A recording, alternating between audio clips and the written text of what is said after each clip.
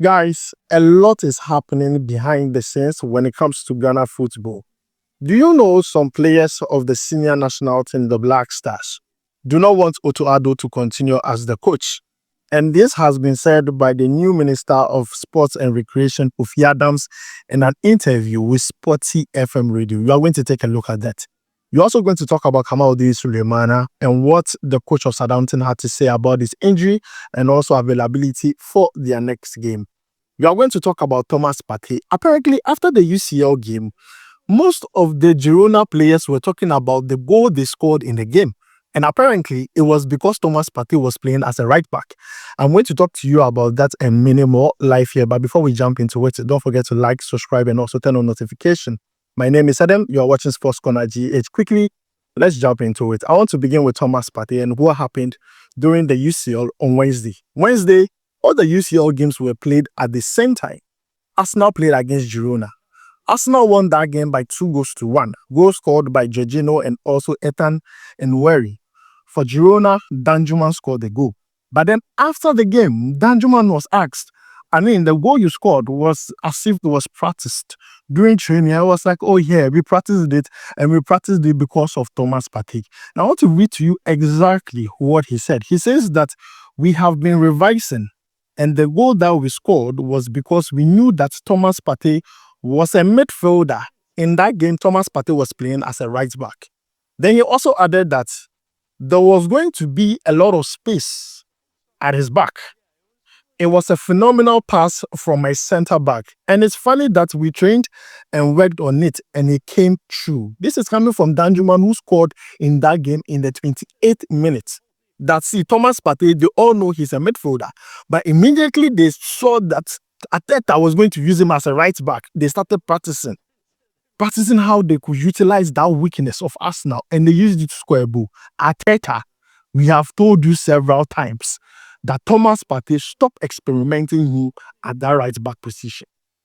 Try any other player. But you see, anytime Thomas Partey plays at that right back position, the opponent wants to use that as a yardstick to exploit the weakness of the team. And if that happens and Arsenal loses games, then the fan base, the ex-players, they all want to blame Thomas Partey as if he decided to play that particular position. Meanwhile, he's a midfielder. Anytime he plays in midfield, Arsenal win convincingly.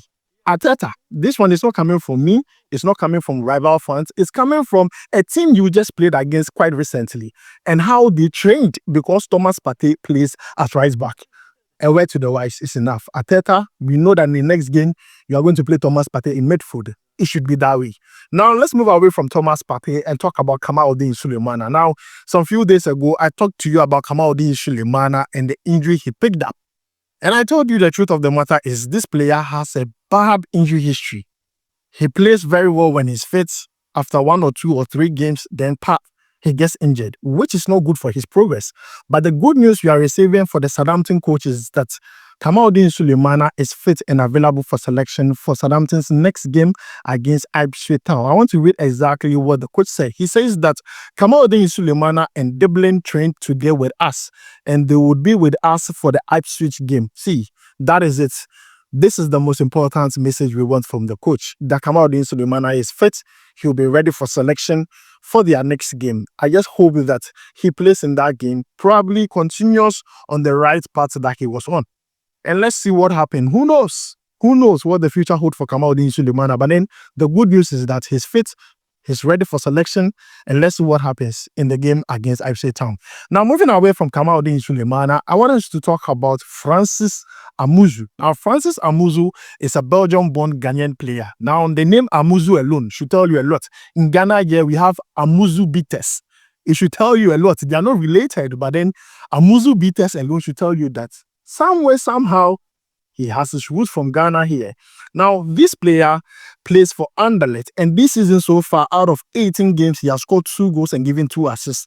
The new reports we are getting is that Napoli are speaking with Anderlecht and also the players camp to see if they can come to an agreement to sign the player. I think this would be done very soon because the player wants a fresh, fresh adventure, fresh challenge somewhere else. from Anderlecht. So I'm just happy that this is happening to the player. Napoli are interested. Now, the reason why Napoli went the way of Francis Amuzu is very simple. It's because they were not able to get Garnacho.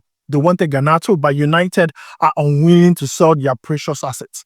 And now they're moving to Garnacho's replacement, who is Francis Amuzu. So, guys, this is the update that has to do with the player. Now, let's talk about the juicy updates, the filler that everyone has been talking about on social media. What Kofi Adams, the new Minister for Sports and Recreation, said on Sporty FM radio concerning the Black Star playing body, and some of the stakeholders saying that Otto Addo is not the right coach for us.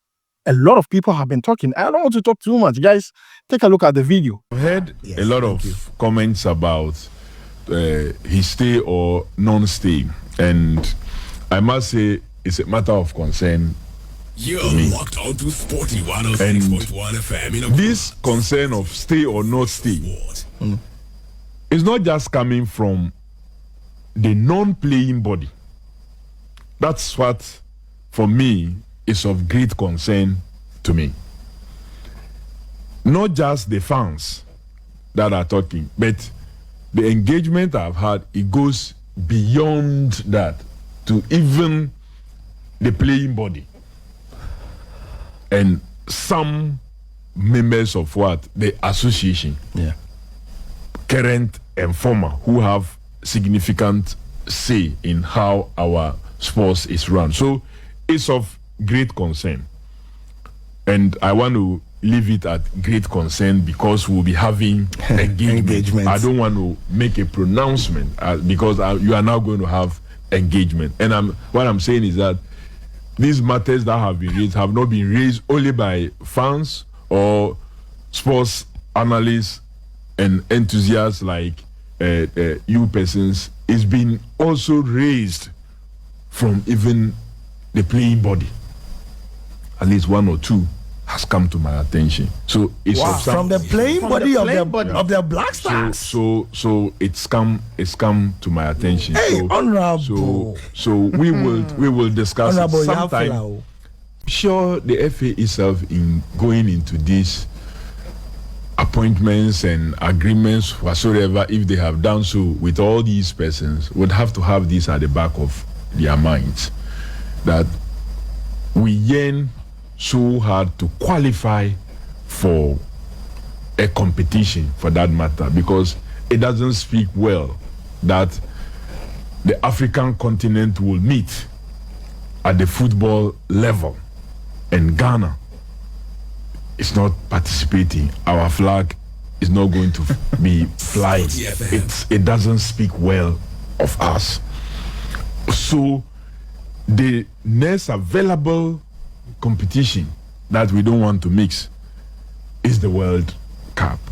So all of us, I believe, maybe including even the FA itself, that is their wish. But this wish should not lead us into doing stuff that will not help us. So, guys, you have heard from the sports minister and what he had to say about the Black Stars, Otto Addo, and what a lot of people are saying, including the playing body. When he says playing body, he means the players. It could be Partey, it could be Kudus, it could be any player. He did not mention names, but then you and I know per what happened during the AFCON qualifier. We know the players, but we are not going to mention any names.